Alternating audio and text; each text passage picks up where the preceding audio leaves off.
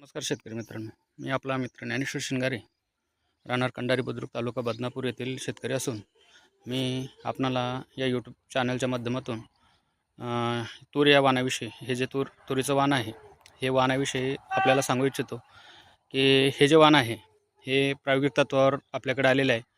आणि हे जे वाण आहे हे बदनापूर संशोधन केंद्र, जे तुरीचं संशोधन केंद्र बदनापूरला आहे, तर ह्या संशोधन केंद्राचं हे वाण प्रायोगिक तत्वावर आपल्याकडे आलेलं आहे.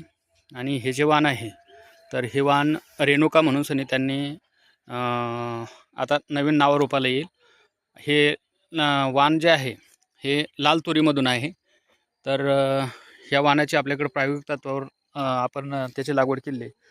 आणि ह्या वाणाचं वैशिष्ट्य म्हणजे हे वाण आपण अशा क्षेत्रामध्ये लागवड केलेलं आहे जिथं आपण आतापर्यंत तूर लागवड केलेली नाही.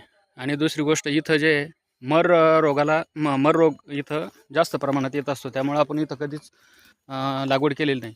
आणि मर रोग हे बघण्यासाठी आपण हे बघू शकता की आपल्या बाजूलाच जो प्लॉट आहे पलीकडे तुरीचा, तर तो प्लॉट तो बघा, ते जे वाण आहे ते वाण, हे तुरीचं जे वाण आहे, ह्या रानामध्ये ह्या अशा प्रकारे इथं मर रोग येतो.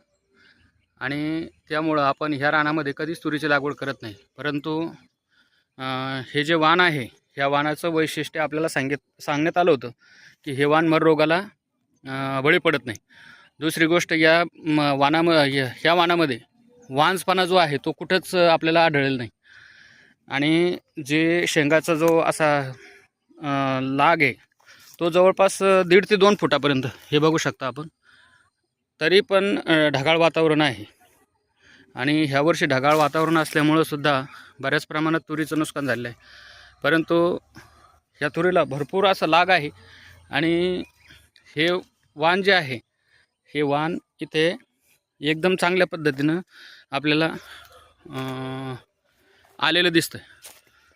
तर हे जे वाण आहे येणाऱ्या काळामध्ये, भविष्यामध्ये आपल्याला शेतकऱ्यांसाठी उपलब्ध होणार आहे. तर आपण हे बघू शकता, एकदम चांगल्या प्रकारे हे वाण आहे. हे बघा,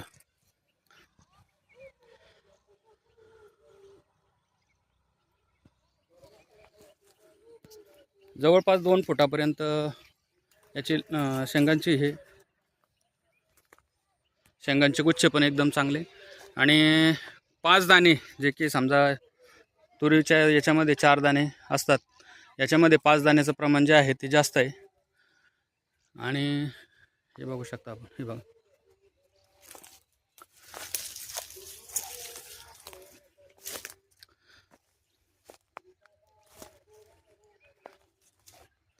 मित्रांनो, येणाऱ्या काळामध्ये आपल्याला शेतीविषयी जे काही आपले अनुभव आहे, ते अनुभव आपण भविष्यामध्ये शेतकऱ्यांसाठी, जे गरजू शेतकरी आहेत त्यांच्यासाठी मोलाचं मार्गदर्शन हे यूट्यूब चॅनलवर भेटणार आहे.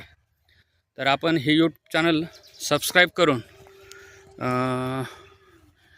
आपल्या जीवनामध्ये, शेतकऱ्यांच्या जीवनामध्ये आपणच आपलेच अनुभव घेऊन आपण आपली दिशा आणि दशा ठरवायची.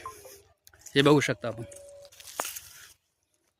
व्हिडिओ थोडा मोठा होईल, परंतु आपल्या हिताचा आहे, त्यामुळं